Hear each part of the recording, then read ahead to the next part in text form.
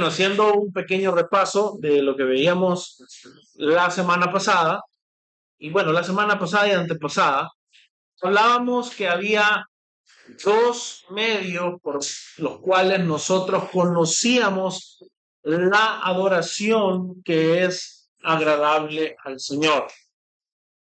¿Quién recuerda cuáles eran esos medios por los cuales nosotros podíamos conocer cuál es una adoración agradable al Señor? Revelación y redención, dice Sarita. Y no les dejó nada a los demás. No, pero está bueno, está bien, así es esto. Revelación. ¿Qué decíamos que era la revelación? La palabra, sí, pero la palabra es ¿qué tipo de revelación?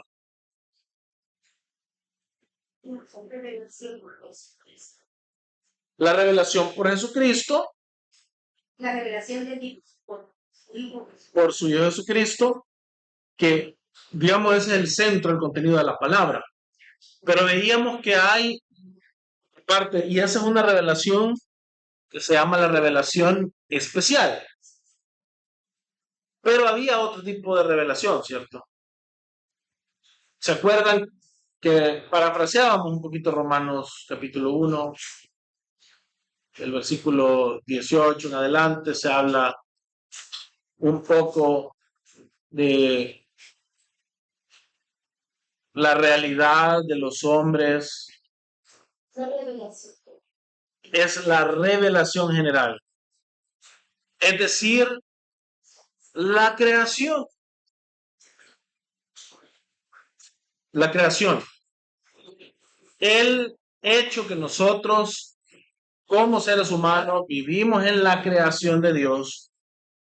Explica Pablo en Romanos 1 que nos deja sin ninguna excusa, ¿cierto? Dice de que nosotros detenemos la verdad e injusticia, es decir, los hombres que niegan a Dios lo niegan en injusticia. Es decir, nadie verdaderamente se cree el cuento que no hay. Por eso yo digo, yo soy ateo. Cuando alguien es ateo es fuertemente emocional contra el Dios que niega su existencia. Hay rencor, hay un lenguaje sarcástico, de burla, hay un comportamiento que no corresponde con la verdadera incredulidad, sino más bien con la enemistad, que es lo que nos describe Romanos 1. Es decir, los hombres lo que hacen es que niegan en injusticia la verdad de Dios que nos es manifiesta a todos a través de las cosas creadas, lo cual hace que nadie tenga excusa. Nadie tiene excusa. Nada menos hoy iniciábamos en la oración Proverbios capítulo 8 del 1 al 6. ¿Quién me quiere leer Proverbios 8 versículos 1 y 2? Nada más. Proverbios capítulo 8 versículos 1 y 2. ¿Qué hace la sabiduría? Dice que, ¿cuál es la primera acción que hace? Levanta su voz, clama, grita. Eso es lo que hace. Y luego, los lugares que menciona. ¿Creen ustedes que la cima de un monte es un lugar para poner en secreto una verdad?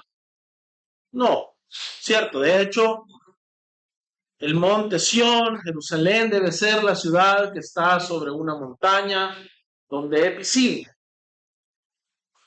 Luego el Señor nos habla en parábolas de dónde se pone una lámpara, ¿cierto? ¿Dónde se pone una lámpara? Se pone en la mesa, se pone en un lugar prominente, no se mete debajo de un almud. Y esa es la actitud de Dios hacia la verdad revelada de manera general. Es decir, el Señor no se ha escondido, ¿ya? Y ojo con esto porque esa idea de hay un conocimiento oculto especial no es una idea cristiana. La idea de que hay un conocimiento elevado, un conocimiento que nos lleva más hasta estar iluminados, eso es gnosticismo.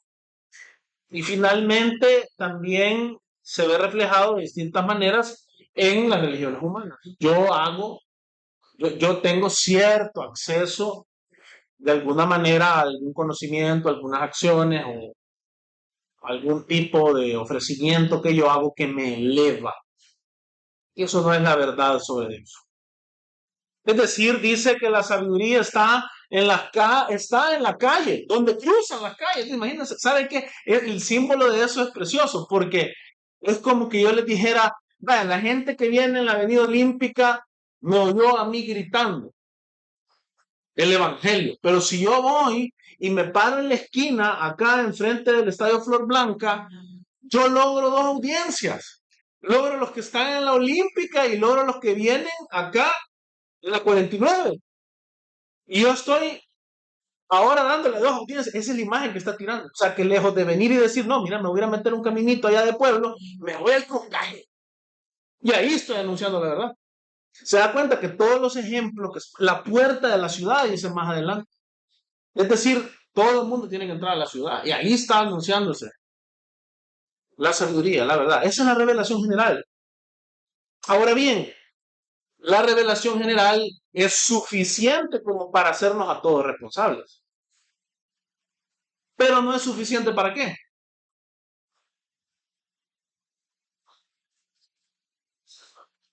Para salvar.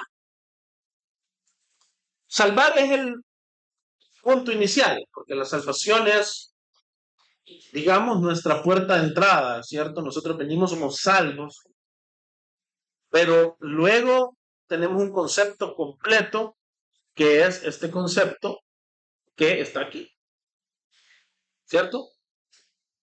Redención. Redención. Para que haya salvación y para que haya redención se requiere entonces de un tipo de revelación. ¿Cuál es esa revelación?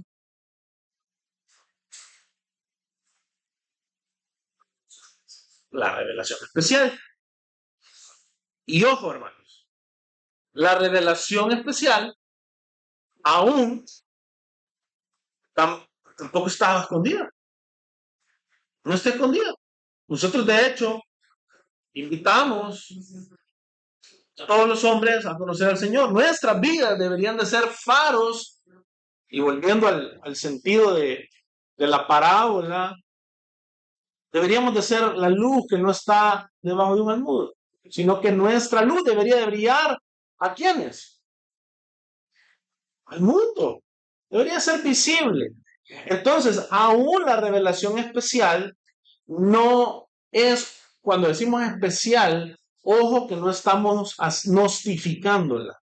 No estamos diciendo que estamos nosotros los reformados, iluminados, que tenemos una especie de conocimiento especial, que lo traficamos así, de manera así, mira, te lo voy a pasar para que vos también te salves, pero que él me cae mal y no. No es así, no funciona así. Tal no es así que ocurre lo que dice el versículo 1 y 2 de Hebreos 1, que ese texto está hablando de la revelación especial. Fíjense, Dios, habiendo hablado hace mucho tiempo, en muchas ocasiones y de muchas maneras, y acá cualquiera puede decir, tal vez está incluyendo la revelación general, mi inclinación es que aquí está hablando de la revelación especial, porque dice a los padres por los profetas. Es decir, se está refiriendo a la revelación de los profetas, que es ¿qué? Buscando una copia hoy. La palabra de Dios. Él ha hablado en muchas ocasiones, de muchas maneras, a los padres por los profetas, viene y todavía en estos últimos días hace algo más extremo, que es que nos ha hablado por su Hijo. Qué increíble, ¿no? Porque Dios exaltado en majestad, santo como Él es, viene y envía a su único Hijo al mundo. No solamente nos dio su palabra, allá en el Antiguo Testamento, no solamente nos dio a los patriarcas, a los profetas, sino que también finalmente en estos últimos días nos ha hablado por medio del Hijo. Y el Hijo vino a hacer algo sumamente tangible en el mundo, ¿cierto? ¿Vino Jesús a esconderse? No. De hecho vino a exponerse. De hecho vino a ser vulnerable y a que los brazos y las manos que crearon el mundo fueran clavadas en una cruz. Así de escondido está el mensaje. Pero por eso en Colosenses dice que lo que sucedió en la cruz, siendo él clavado, siendo él extendido en lo alto, en una exaltación. La crucifixión, hermanos, era una exaltación paródica, era una burla. Era decir, vos te has querido autoexaltar, entonces nosotros estamos a levantar en una cruz. Normalmente se crucificaba a aquellos que de alguna manera habían atentado contra la autoridad. Pero Pablo nos dice la realidad, y hoy en la historia se ha comprobado esa realidad, que es que el que había sido colgado, clavado, levantado en una cruz, él estaba exponiendo públicamente, exhibiéndolos a los principados, a las potestades, y anulando el acta de decreto que nos era contrario. En un acto público. Entonces se da cuenta, cuando nosotros hablamos de esta revelación, tanto general como hoy específica, no estamos hablando, y eso me importa mucho que lo tengamos claro, no estamos hablando de un conocimiento secreto. Diferente es que nosotros entendamos que la revelación especial sí requiere que aquellos que la oyen y que la obedecen, que obedecen al Evangelio, tengan una específica condición. ¿Y cuál es esa condición? El Espíritu Santo. Y si tenemos el Espíritu Santo, ¿qué ha sucedido en nosotros? Hemos nacido de nuevo, ¿sí? ¿Cómo? ¿No? Renovación ha habido, sí, ha habido una regeneración. Cuando esto ha sucedido, nosotros somos receptores de, bueno, de la Shema, ¿verdad? De Deuteronomio 6:4. Oye, Israel. Muchas veces la gente interpreta ese texto de Deuteronomio 6:4 como si fuese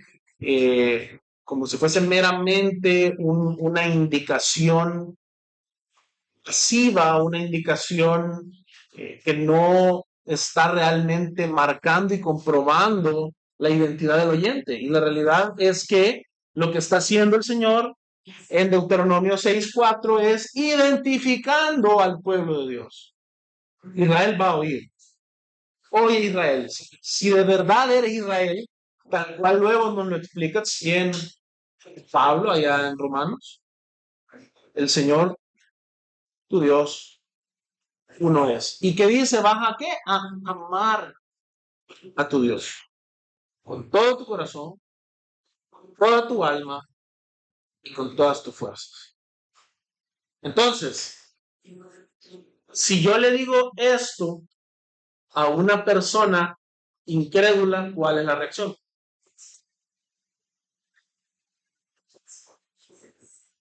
Agarro yo al primer incrédulo. Yo no estoy diciendo acá no prediquemos el evangelio, no es el punto. Mi punto es comprobar la importancia de el corazón y el nuevo nacimiento. Si yo vengo y a mansalva agarro a una persona blasfema al Señor, resentida con el Señor, y le digo, hey, tenés que amar al Señor de la Biblia, al Dios de la Biblia, con todo tu corazón, con toda tu alma, y no solo eso, sino que con todas tus fuerzas. ¿Qué creen que va a hacer esta persona? Burlarse o animarse. Y yo creo que irían a la par, ¿verdad? La burla es por el enojo. Rígido. Sí, creo que hasta agredido, pues. Entonces, ¿cuál ha sido mi punto acá? Comprobar de que esta revelación especial es una revelación dada en gracia a los pecadores. Es decir, no significa que el Señor se ha escondido. Y hoy que viene mi mamá y hermana Norma se acordarán de lo que vimos en Proverbios 8. No es que el Señor se ha escondido. El Señor, su revelación clama en los lugares más públicos de lo público. Y no solo la revelación general, sino también la especial.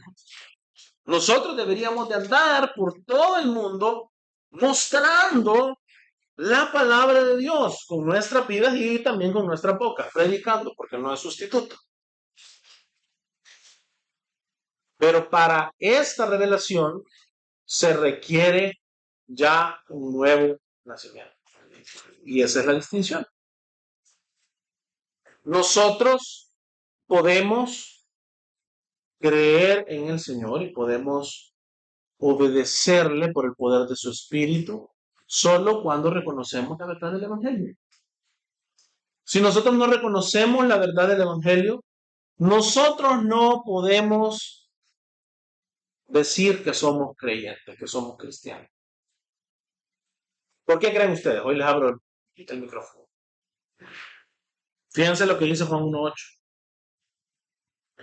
Y quiero que vean lo progresivo que es esa revelación en Jesucristo. Dice Juan 1.8. Nadie ha visto jamás a Dios. Pero ¿qué dice después? El unigénito Dios que está en el seno del Padre, Él lo ha dado a conocer. Él lo ha dado a conocer. Esta es la revelación suprema, que es en Cristo Jesús. Dios con nosotros, ¿cierto? Esta es la profecía de Emanuel. Está allá por Isaías, capítulo 7, ¿cierto? Una virgen va a concebir, dará a luz un hijo, y vas a llamar su nombre Emanuel. Dios con nosotros. La consumación más grande de lo que cualquiera podría haber anhelado en el Antiguo Testamento o en el Antiguo Pacto. Entonces, cuando nosotros llegamos a este punto de la redención y de la revelación especial que nos lleva a entender la redención, nosotros ya nos adentramos a la obra de Jesucristo, la vida y obra de Jesucristo. Ahora bien, aún esta revelación especial, Jesús lo ha dado a conocer, ya dijimos, Él no se vino a esconder, pero ¿qué dice Juan 1.12? ¿Alguien que me lo lea? Excelente texto, pero ahora ayúdame leyendo el 11, porque me equivoqué, me emocioné, era el 11. El 12 es maravilloso, porque nos va a ayudar a hacer un punto. Los suyos vino, los suyos no lo recibieron. Es decir, esto no se trataba de, hey, acá está Jesús, y entonces nosotros los hombres somos naturalmente buenos y capaces de reconocerlo. Si de algún lugar era la mejor posibilidad de reconocer a su Mesías por la información que tenían, ¿quiénes creen que era? Los judíos, ellos eran los que tenían la mejor probabilidad en la carne, por así decirlo, de reconocer a su Mesías. Ellos eran. Pero algunos agarran este argumento y lo quieren volver en contra de los judíos y realmente hablan mal de toda la humanidad caída. Porque esto lo que significa es que si ni ellos en la carne pudieron, que eran los suyos, cuánto menos nosotros. Y acá esto nos debe de traer a la humildad de lo que dice el 12. mas a todos los que le recibieron, a los que creen en su nombre. ¿Saben por qué es que ellos le recibieron, creen en su nombre? A ellos se les dio potestad de ser hechos hijos de Dios. Y esos no nacen de voluntad de sangre, ni de voluntad de carne, sino de la voluntad de ¿quién? De Dios. Y aquí nos enfrentamos a la gracia salvadora del Señor, quien redime y salva, mi hermano, al más vil pecador. Por eso usted y yo estamos aquí. Gloria a Dios por eso. El Señor anda salvando pecadores. Gloria a Dios por eso. Por eso hay que predicar el Evangelio. El Señor salva a los pecadores. Y nosotros estamos aquí, significa que puede estar acá el más vil pecador que usted dice, no, ese jamás. Pero bueno, aquí está usted. Que esa sea su refutación. Aquí está usted. Ahí predica la palabra. Entonces, nos lleva a esto tan hermoso que es la obra de Cristo. La obra de Cristo es la obra más polarizante de la historia de la humanidad. Jesús dijo que Él no vino a traer una paz como el mundo la da, ¿cierto? Más bien Él dijo que Él venía a traer espada, porque se ponen padres contra hijos, se ponen hermanos en contra, familias enteras, naciones. Yo me acuerdo de una vez que venía en Houston con un taxista de Nigeria y él me venía contando cómo hay una división de mitad musulmanes, mitad cristianos y temas que ha llevado a guerras y se han masacrado hasta entre mismas familias. Unos son musulmanes, otros son cristianos. Es decir, este es un tema polarizante, pero es un tema polarizante por el que vale la pena entregar nuestras vidas. Porque es la verdad de Dios para salvar a los pecadores en Cristo Jesús, para redimirlos y para que ellos puedan disfrutar, como veíamos en el catecismo, de Él por siempre, habitar con Él por siempre. Nos movemos a la siguiente diapositiva, si no mi esposa se me pone ansiosa. Fíjense, los que están en Cristo son nueva criatura. O sea, acá está la clave, hermanos, de los suyos vino y los suyos no lo recibieron. ¿Cuál era el problema ahí? Dijimos.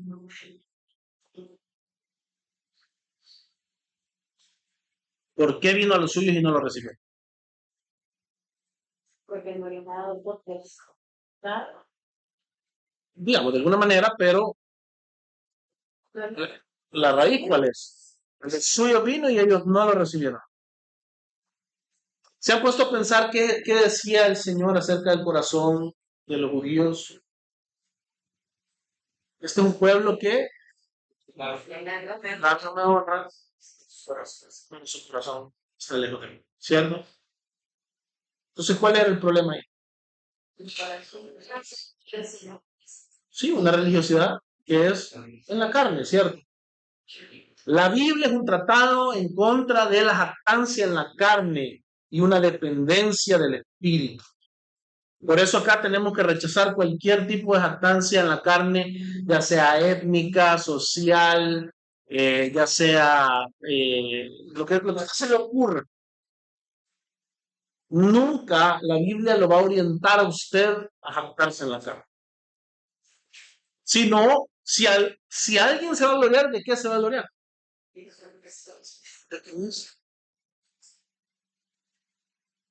Si alguien se gloria, se va a gloriar del Señor.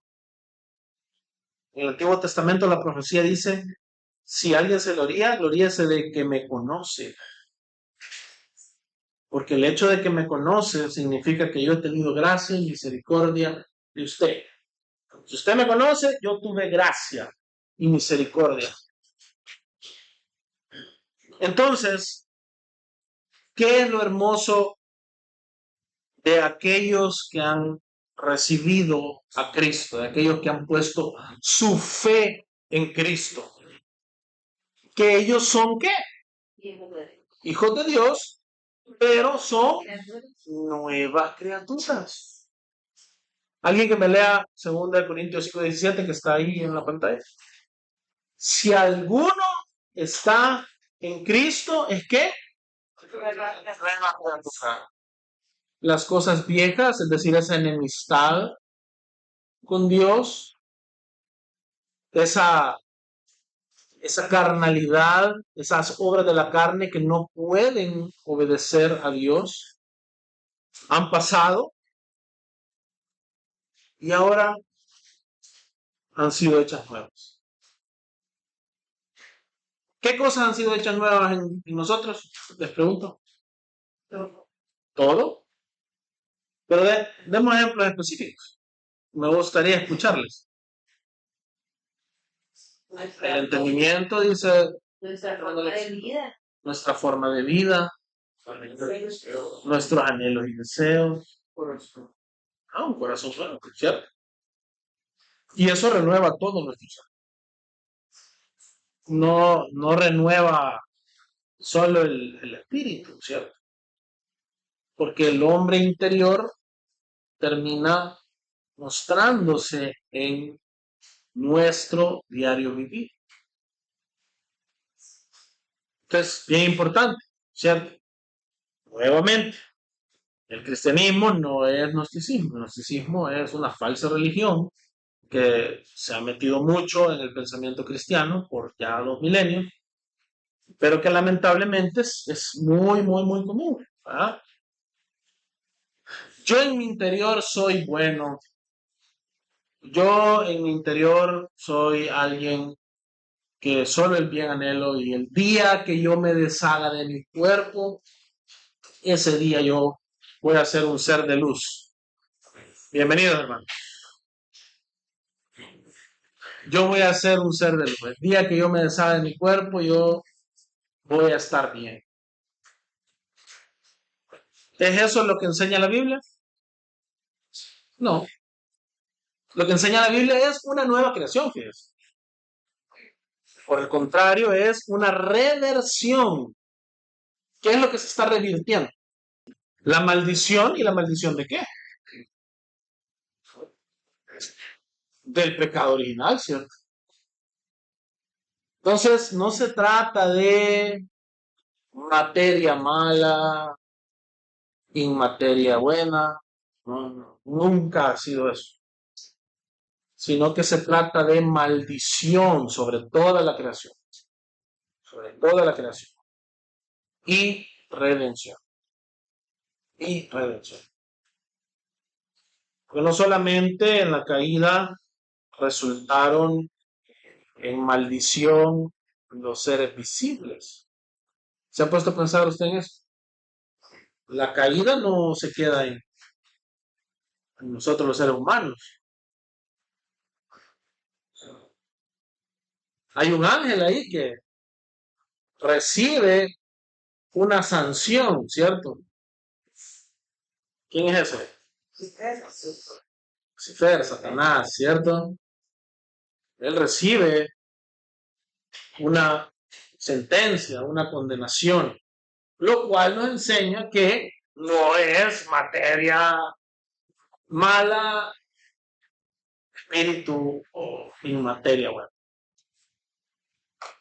La creación entera está sujeta a maldición y ahí hay el espíritu que gobierna en el aire. Dice que eso es literalmente neuma, espíritu. Invisible, ¿cierto?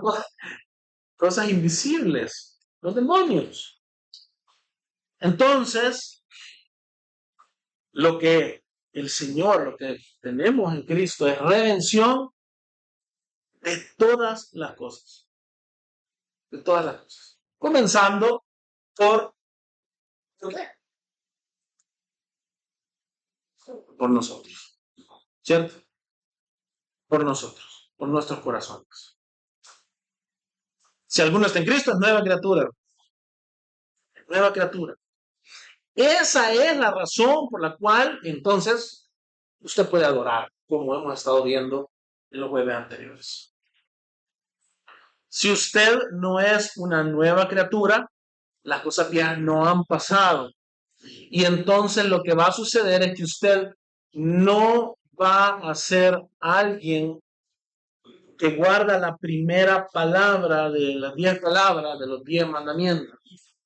¿Qué decía el primer mandamiento? Sí.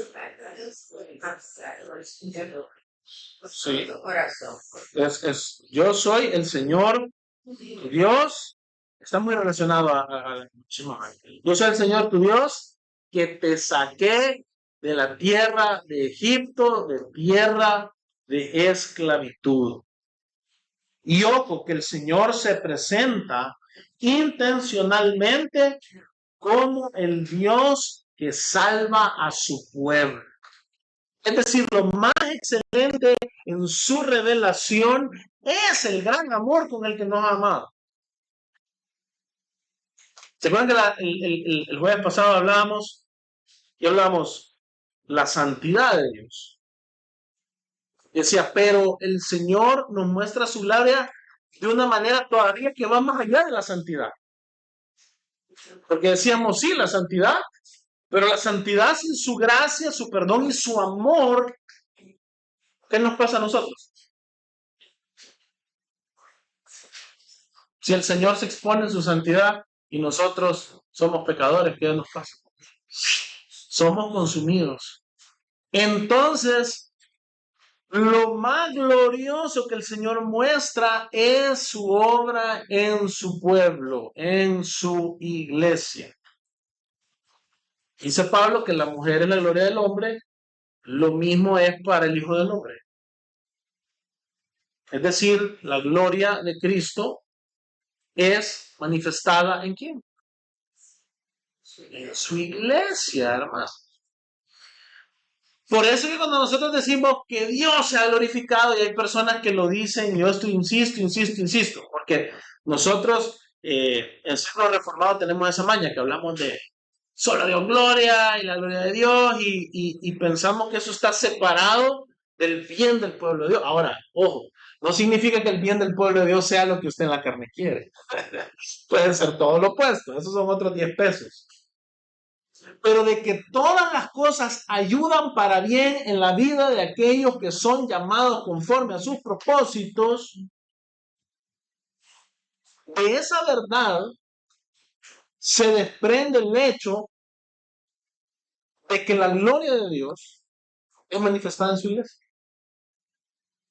Es decir, ¿en qué lugar se mira más glorioso el Señor como Redentor? En su iglesia, ¿cierto? ¿Por quién vino a morir Dios el Hijo encarnado? Por su iglesia.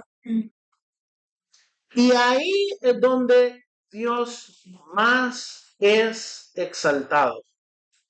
Ahí es donde la gloria de Dios se vuelve más inconmensurable. ¿Cómo este Dios santo muere por pecado? Esa es la gloria. Entonces nosotros estamos llamados a glorificar a Dios. Porque que sea visible para el mundo que siendo pecadores como nosotros hemos sido salvos. Hemos sido pasados de tinieblas a luz. Es un testimonio de la obra de Dios, hermano. Es el Señor mostrándole al mundo la gran obra de salvación de Cristo Jesús.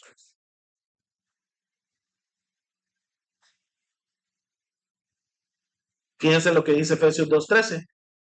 Pero ahora, en Cristo Jesús, nosotros que hemos creído en Él, hermanos, nosotros que hemos puesto nuestra fe en Cristo, ustedes que en otro tiempo estaban lejos, es decir, no estábamos cercanos a Dios y teníamos acceso a Él.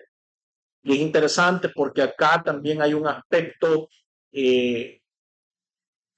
Pablo está muy hábilmente mezclando el tema étnico, porque acá está refiriéndose a los gentiles. Ustedes que en otro tiempo estaban lejos, han sido acercados por la sangre de Cristo. Es decir, aquí hay una hipérbole. Hasta ustedes que ni siquiera tenían la ley, que no tenían los profetas, que no tenían las promesas, ustedes que estaban lejos, han sido acercados por la sangre de Cristo. Y dice más adelante, y Él mismo es nuestra paz. E hizo de los dos un solo pueblo, quitando la pared que los separaba. Y ahí hay una temática de templo, de tabernáculo y de templo.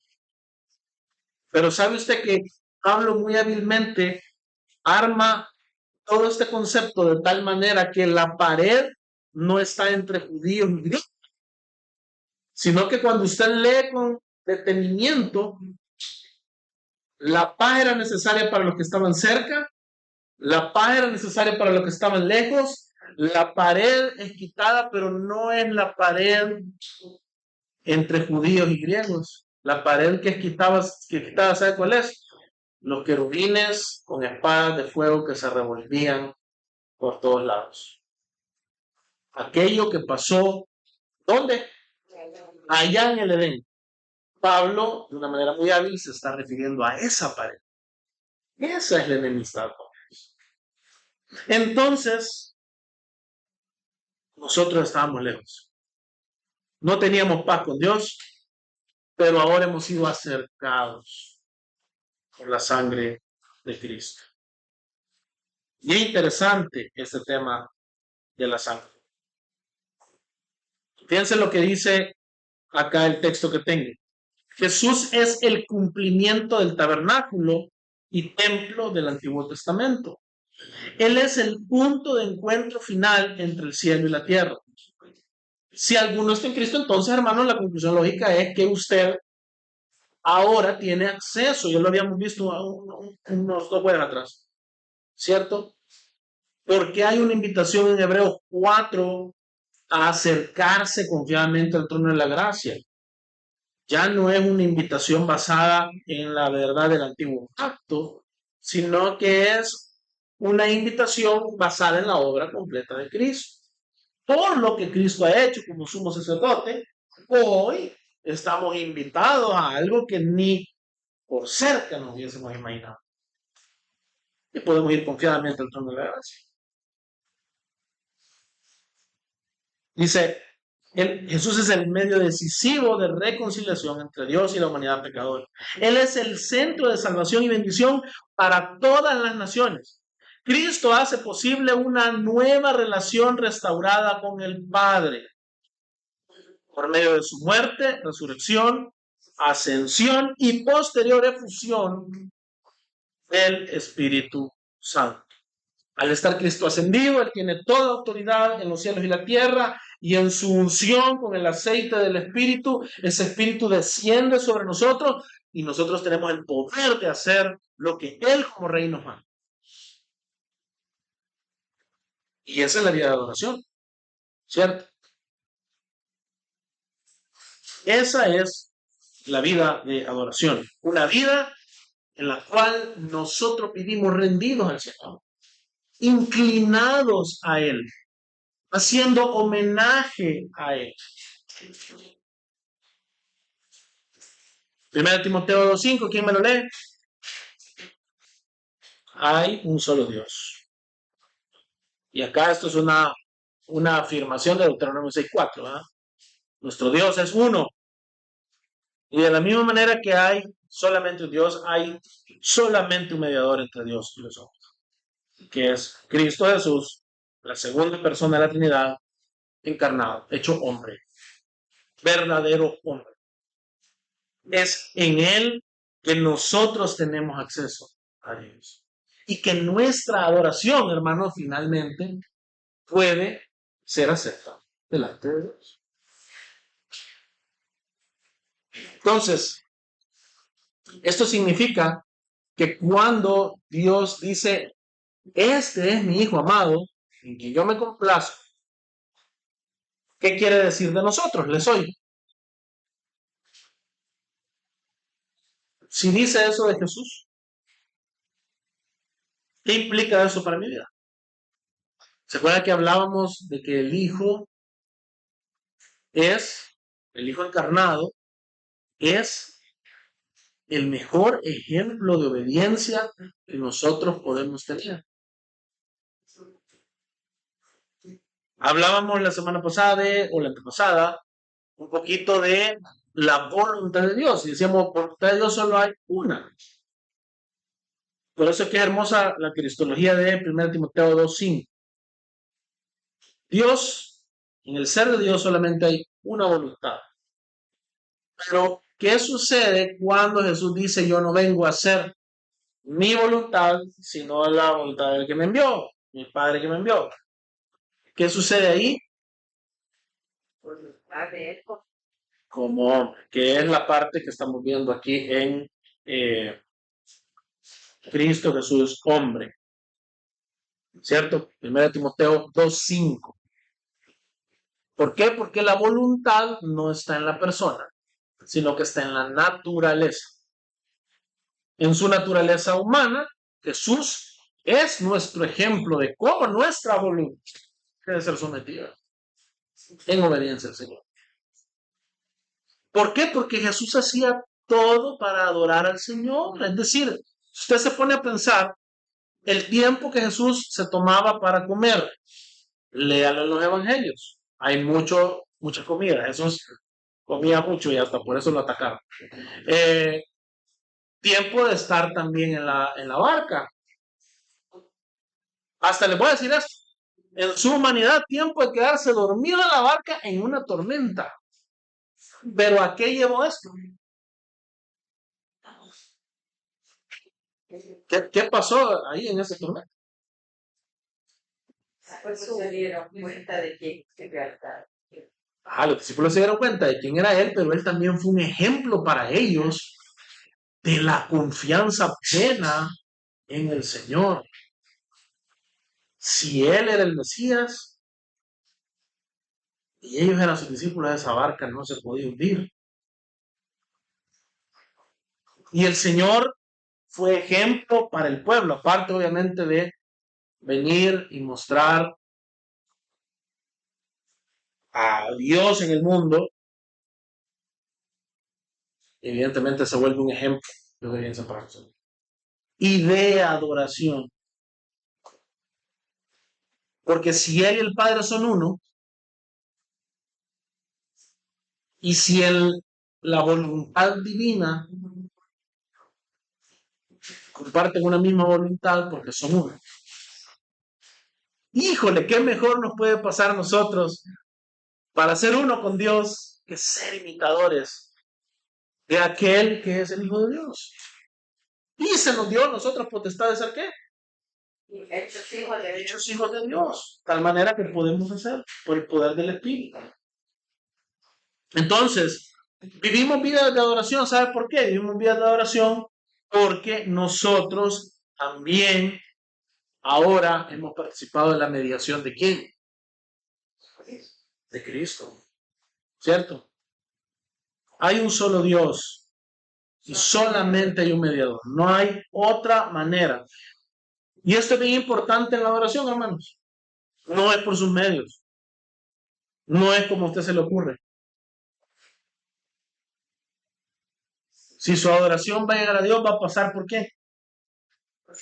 Por Cristo. Por la persona y obra de Cristo. Y nuestra adoración depende totalmente de Él. De su obra completa en nuestro favor. Es decir, usted no le agrega nada a su salvación. Pero también de nuestra imitación en amor a Él por la obra del Espíritu en nosotros. Que hoy tenemos corazones que aman al Señor, su Dios, con todo su corazón, toda su alma y con todas sus fuerzas. La muerte de Cristo es el último sacrificio provisto por Dios para limpiar a su pueblo de la contaminación del pecado. En el Antiguo Testamento los sacrificios eran tan solo tipos, eran tan solo imágenes de una realidad futura provista por el Señor. Es decir, era un sustituto inocente, el que era presentado como sacrificio. Y Cristo es, ¿qué dice Juan 1:29? ¿Qué dice Juan Bautista? Es el Cordero de Dios que quita el pecado, ¿cierto? Eso era lo que decía Juan el Bautista. Entonces, Él es el último sacrificio provisto por Dios para limpiar a su pueblo de la contaminación del pecado, pero también para consagrarlos a Él en una relación de obediencia. Es decir, sí, hemos sido limpios del pecado, hemos recibido salvación, pero ahora tenemos una relación en la cual nosotros podemos obedecer, pero lo hacemos como y de corazón, de corazón. Lo veíamos hace 2 semanas, no es que me pusieran una pistola en la cabeza. ¿Ah? Todos al suelo, y todos vamos al suelo, porque aquí hay una pistola. Pero no es eso. ¿Sabe? Cuando nosotros estamos en Cristo, tenemos una relación de obediencia y amor. Nosotros le amamos a Él. ¿Por qué dice Juan? ¿De por qué nosotros amamos al Señor? Porque Él nos amó. El amor de Cristo nos constriñe. Entonces, no nos acercamos y nos relacionamos con Dios sobre la base de nuestro propio mérito. Eso es bien importante que lo entendamos. En la adoración, hermanos, el mérito queda excluido. Si usted dice vivir una vida de adoración y usted cree que es porque usted es mejor que su hermano que está a la izquierda o a la derecha, sépalo, usted no está adorando al Señor, está adorando a el hombre. Está adorando a usted mismo. Yo, mi conducta, mi manera de conducirme en mi vida, hasta mi manera de cantar en la iglesia, la forma en la que yo oro. Qué bonito si usted ora bonito, nos alegramos. Qué bonito si usted canta ahora. Es mejor eso que cante bien feo, ¿entiende? Por eso ya nos ha dado distintos talentos en la iglesia. Pero nada de eso le da a usted cielo puntos, ni Cristo puntos. Nada. La jactancia queda excluida.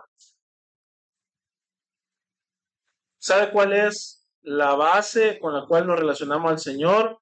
La obra terminada, completa. ¿Ya?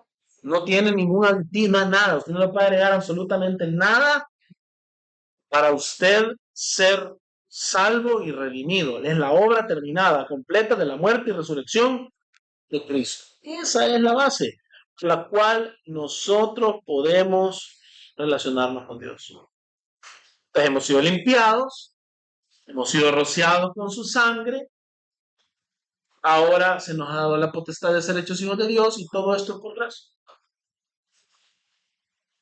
Fíjense lo que dice Hebreos 10:10, alguien que me lo lea. Por esa voluntad hemos sido santificados mediante la ofrenda del cuerpo de Jesucristo. ¿Cuántas veces fue ofrecida esa ofrenda? Una vez para siempre. Es decir que Hebreos 10:10 está de acuerdo con también Juan 1:12, ¿cierto? Y 13. No de voluntad de carne, sino, ni de sangre, sino de la voluntad de Dios. Esa voluntad es a la que nosotros podemos dar mérito de que hemos sido santificados mediante la ofrenda del cuerpo de Jesucristo, que ha sido ofrecida una vez y para siempre. Es decir, usted no anda completando nada, hermano. Mientras usted adora al Señor, usted no se anda ganando el cielo. Ahora, el tema es que la vida de adoración viene de los adoradores en espíritu y en verdad. Y si usted no vive una vida de adoración, ¿qué significa de usted? A la larga, confiado. Y si no tiene el Espíritu de Dios, ¿qué significa? No ha nacido nuevo, ¿cierto? No soy hijo de Dios. Lo cual me pone fuera del pueblo de Dios. Me pone entre aquellos que no le recibieron, ¿cierto? Y qué condición más terrible. Estar entre aquellos que han rechazado al Hijo de Dios. Por la gracia del Señor, por su voluntad, han sido santificados. Entonces, si estamos en Cristo, podemos acercarnos a Dios con la seguridad de que nuestros pecados han sido perdonados. Es decir, aquella barrera de la culpa que nos separaba de Dios, ahora tiene el perdón, pero el perdón en Cristo, es decir, no fue un perdón de que Dios dijo, ay, vale, me pegaste aquí en la chimpinilla, te perdono, ¿va? Me hago el loco porque no fue tanto. No, fíjense cómo es el perdón bíblico. El perdón bíblico es, Dios es santo, Él es bueno y Él no dará por inocente al culpable. ¿Ustedes saben qué consiste el perdón ese que usted ha recibido? En que la culpa, el castigo de nuestra paz, para ponerlo en el lenguaje de Isaías 53, fue sobre Él. Ok. Entonces, podemos acercarnos con seguridad porque hemos sido perdonados con ese amor. Dios no da por inocente al culpable, castiga el pecado sobre su Hijo. Y hemos sido reconciliados a la comunión con Dios. Fíjense lo que dice David Peterson. Me encanta esta cita. Dice, fundamentalmente, la adoración en el Nuevo Testamento significa creer en el Evangelio. Y mire, porque el Evangelio es todo este mensaje completo que hemos dicho. Somos pecadores. Estamos separados de la gloria de Dios. Yo no puedo hacer nada para ganarme el favor de Dios. Sin embargo, Dios muestra su amor en que siendo yo pecador, Cristo murió por mí. Entonces dice, significa creer en el Evangelio y responder con toda la vida y ser la persona y obra del Hijo de Dios y hacer, perdón, a la persona y la obra del Hijo de Dios en el poder del Espíritu Santo. Es decir, mostrar a la persona y a la obra del Hijo de Dios en nuestras vidas, pero no por nuestra carne. O sea, no es porque yo carnalmente digo, hey, el Señor me salvó, entonces yo le voy a echar ganas. Sí, en algún sentido le echamos ganas, pero no es en su fuerza. Es decir, si vamos a vivir vidas de oración, no va a ser un autopropósito como el que se pone alguien de ir a correr toda la mañana. ¿Cierto? Y hoy les abro esa última pregunta. ¿Cómo es que nosotros podemos responder con toda nuestra vida sin que esto sea un esfuerzo carnal? Ahora bien, ¿se acuerdan lo que hablábamos, creo, el jueves pasado? De que el Señor busca adoradores como en espíritu y en verdad. Pero, ¿qué es lo que el espíritu nos lleva a hacer? A ser como Cristo. Y ser como Cristo, donde nosotros lo conocemos. En su palabra. Ojo que cuando nosotros andamos en el espíritu, no es que venimos y recibimos algún tipo de fuerza mística aquí extraña que me ayuda a obrar de manera que agrada a Dios. El poder del Espíritu se muestra en lo que nosotros en la palabra llegamos a conocer de Dios y de Cristo. Y usted va a estar en la palabra si usted tiene un nuevo corazón. Porque usted está inclinado al Señor, como ya lo vimos. Es esta inclinación que dice, tú eres el rey. ¿Se acuerdan que lo veíamos el jueves anterior? Tú eres el rey. La inclinación per se no sirve de nada. Que yo venga y aparezca un fulano y diga que es rey y yo le beso el anillo, como hacen algunos con el Papa, no significa nada, porque después pudiera hacer 10 otras cosas contrarias a este tipo. Pero si yo me inclino y lo hago en el entendimiento real de que no es la inclinación de mis rodillas, de mi cabeza, sino que es el corazón, Mi corazón se debe por completo, le debe completa rendición, obediencia, servicio, homenaje al Señor. Entonces lo que va a suceder es que yo voy a venir y en completo amor y en completa dependencia del Espíritu voy a vivir para su gloria, y eso va a implicar, yo voy a buscar estar en la palabra. Entonces, la vida de oración, mis hermanos, es una invitación a vidas en la palabra. ¿Qué otra cosa cree usted que es necesaria? ¿Qué se le ocurre? La oración. ¿Por qué es importante la oración? Estamos alineando nuestra voluntad a la voluntad de Dios. Bien, estamos alineando nuestra voluntad a la voluntad de Dios. Ahí es donde podemos confesar nuestros pecados. Correcto, podemos confesar nuestro pecado. Ahí podemos exponer también nuestras peticiones y nuestras cargas, nuestras luchas. Y ojo, que cuando nosotros venimos al Señor y pedimos, esto también moldea nuestro corazón. Porque primero venimos con nuestras peticiones carnales y el Señor después nos va, pero al punto que nuestra oración es contestada, porque nuestra petición concuerda con voluntad del Señor. La oración, esa obra del Espíritu, ¿dónde cree usted que es posible? Porque fíjense, a mí me gusta por eso meterme en los conceptos. No me gusta que solo nos quedemos el Espíritu. Aquí bueno, vamos ahí. ¿Dónde es que está el Espíritu de Dios? Habita en nosotros. Habita en nosotros. Somos templo, pero, ojo, individualmente, sí, pero somos individuales porque somos parte de un colectivo, la iglesia. Eso nos lleva a la necesidad de una vida de iglesia, de congregarnos. No es esto porque queramos venir y tener reuniones grandes o porque queramos estar juntos y hacernos amigos y reírnos. Muchas veces es por eso, y gloria a Dios, pero muchas veces es por lo contrario. Muchas veces usted acá viene a ser santificado con su hermano. Muchas veces usted viene acá a darse cuenta que su hermano tiene necesidades el triple de las suyas. Y usted venía agobiado y hoy se va pensando en su hermano. Y eso le enseña a ser como Cristo. Usted muérase a usted mismo.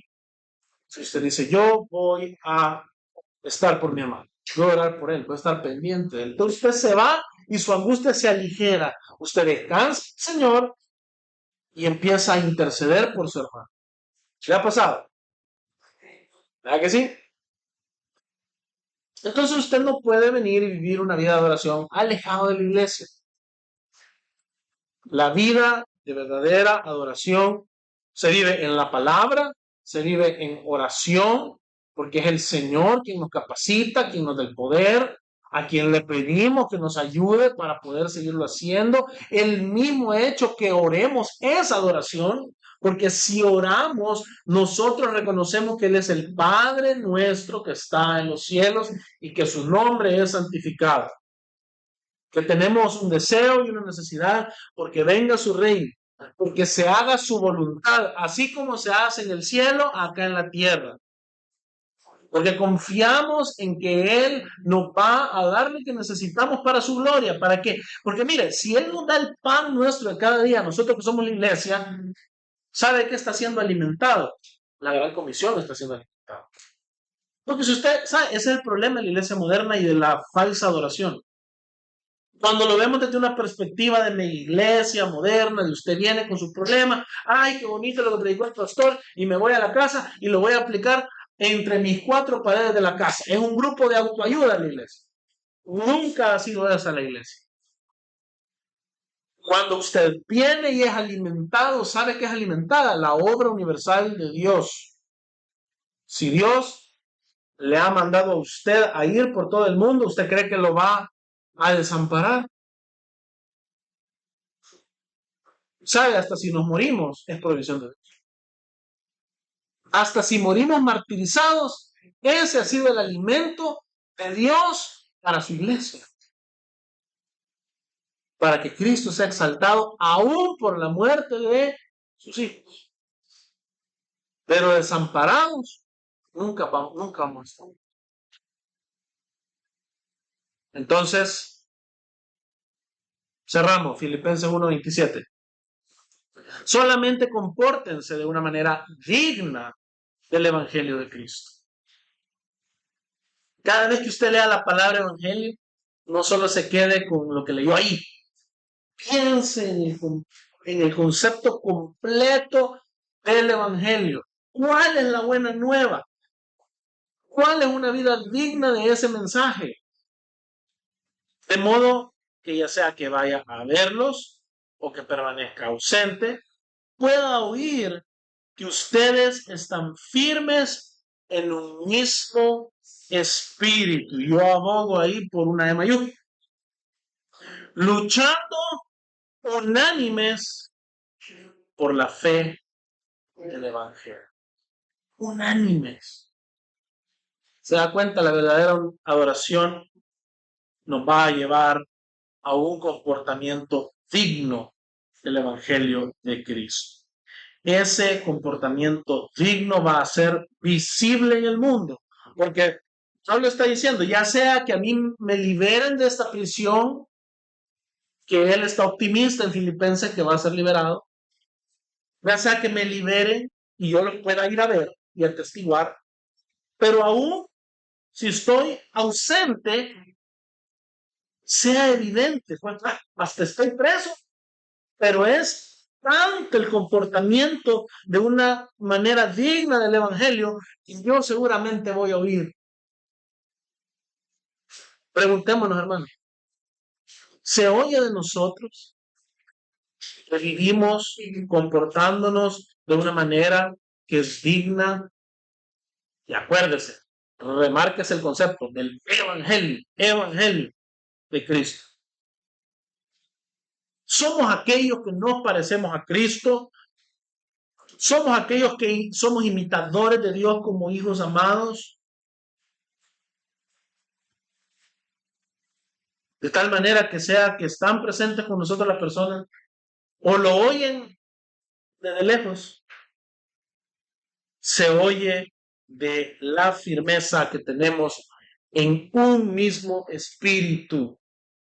Porque ese mismo espíritu, el espíritu de Dios, nos unifica a nosotros en espíritu para que nosotros luchemos unánimes. Ojo, la verdadera adoración se caracteriza por una unanimidad en la iglesia de Cristo. Si hay un solo Dios y un solo mediador entre Dios y los hombres, si hay un solo esposo y hay solamente una esposa, significa que esa esposa tiene que tener unanimidad. No hay un montón de esposas por ahí desperdigadas, ¿cierto? Tenemos unanimidad, la adoración nos lleva a la unanimidad por la fe del Evangelio, luchando unánimes por la fe del Evangelio. Yo le pregunto a usted, ¿su vida de adoración se ve como una lucha en un mismo sentir con Dios y con la iglesia? Es una pregunta retórica, no me la tiene que responder. Pero yo quiero que se la lleve. Es una lucha la que yo tengo. Pregúntese, porque eso le va a hablar mucho a usted y lo ha hecho conmigo. ¿Será que yo lucho por esto? La palabra no está ahí a manera de hipérbole, ¿verdad? Que se oiga potente lo que está diciendo Pablo ahí. Lo está diciendo en serio, estoy inspirado. ¿Estamos de verdad nosotros militando unánimes? ¿Nos tomamos de verdad en serio el hecho de que hemos sido rescatados por Cristo y que nuestra vida debe de ser digna de su evangelio? Esa es una pregunta crucial para la vida de adoración. Eso es ser adoradores en espíritu y en verdad. El adorador en espíritu y en verdad que está entre nosotros hoy se va a ir esta noche y va a ir deseoso de que el Señor le muestre aquellas áreas en las cuales está siendo negligente. El adorador en espíritu y verdad que está entre nosotros se va a ir deseoso de también ver maneras en las cuales puede bendecir a otros hermanos. El adorador en espíritu y en verdad se va a ir preocupado y ocupado sobre todo en cómo está siendo visible Cristo en él o no. Y si no, se va a ir de rodillas. Bueno, siempre vamos de rodillas, pero específicamente se va a ir de rodillas a pedirle al Señor que le fortalezca. Se va a ir a la palabra. Esto es un compromiso serio, hermano. Queremos vivir vidas de adoración, tenemos que vivir vidas en Cristo. Necesitamos estar más que nunca dependiendo del Señor en su palabra, en la oración, juntos en la iglesia, en el partimiento del pan, hermano. Y con ese mismo ánimo, mostrando nuestra vida digna de el mensaje del Evangelio a todos los hombres. Esa es la verdadera adoración que el Señor busca. En espíritu, en el espíritu mismo que dio a los profetas la revelación de su palabra, que es la que obedecemos, en el espíritu mismo que concibió a Jesús de una virgen, en el espíritu mismo que le dio el poder para hacer todas las cosas y que nos da hoy a nosotros el poder para hacer todas las cosas. Es decir, póngale carne a ser adorador en espiritualidad. No se quede en, ay, sí soy espiritual. Pídale al Señor que le ayude. Pidámosle al Señor que nos ayude a adorarle en ese espíritu y en verdad. Vamos a orar. Señor, te agradecemos por permitirnos contemplar tu palabra de maneras tan hermosas. Gracias, Señor, porque tú no nos has dejado solos ni a oscuras. Tú, Señor, nos has dado a Jesucristo, por medio de quien has hablado en estos últimos tiempos, en estos últimos días. Gracias, Padre, porque en Cristo tenemos todo cuanto necesitamos. Nosotros hemos creído en Él y hemos sido justificados por la fe. Y hoy tenemos paz para con Dios. Nosotros, como dice Efesios 2, que antes estábamos lejanos, hemos sido hechos cercanos por la sangre de Cristo. Y por eso ahora nosotros podemos ser aquellos que homenajean a Dios, que hacen reverencia a Dios, que sirven a Dios, que adoran a Dios en espíritu y en verdad, que lo hacen en obediencia a la palabra, no como algo gravoso, no son mandamientos gravosos, sino que lo hacemos en el amor del Padre que nos ha sido derramado en Cristo Jesús por el poder del Espíritu. Gracias, Señor, porque lo hacemos en la verdadera libertad, donde está el Espíritu de Dios. Ahí hay verdadera libertad. Y nosotros ahora en esa libertad podemos adorarte y amarte. Ayúdanos, Padre. Señor, que podamos vivir de esta manera. Que el mundo pueda ver a través de los cristianos de gracia y verdad a Cristo. A Cristo siendo anunciado en los caminos, en las calles, en los cruces de las calles, en lo más alto de las montañas, en todo lugar. Que nuestra luz sea visible por todos los hombres. Para tu gloria. Te agradecemos, Padre. Sabemos que tú no nos dejarás solos. Tú dijiste, Señor, en la gran comisión, yo estoy con ustedes todos los días hasta el fin. Esa es la seguridad que esa gran comisión que tú nos has dado se va a llevar a cabo hasta el fin. Bendito sea tu santo nombre. Padre, te agradecemos por también permitirnos adorarte hoy por medio de las ofrendas. Yo te pido que demos, Señor, en ese corazón de adoración que hemos estudiado. Que lo hagamos en el entendimiento de quiénes somos y de la realidad de que nos debemos a ti.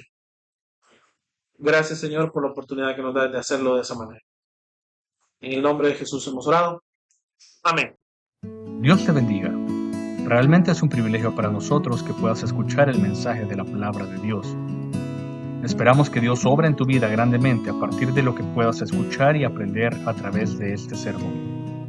Sin embargo, creemos que solo este sermón es insuficiente y no debería de suplantar por ningún motivo tu asistencia a una iglesia local. La iglesia local es el medio por el cual Dios obra en la vida de su pueblo. Te motivamos a que busques una iglesia sana donde congregarte o puedas contactarte con nosotros en nuestras redes sociales para que nos puedas visitar. Será un gusto poder servirte y que podamos juntos adorar a Dios en comunión con sus redimidos mientras aprendemos de su palabra. Que el Señor te bendiga.